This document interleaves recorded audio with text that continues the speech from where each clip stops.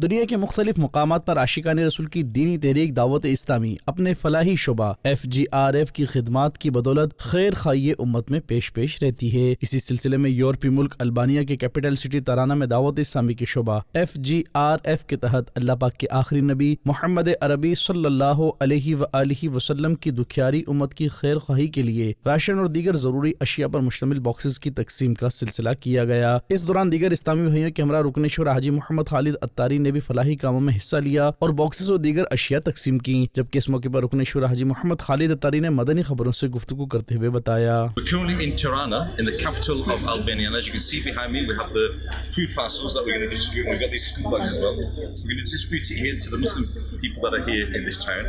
So a lot of people are queuing up here to receive these food parcels and these school bags, inshallah.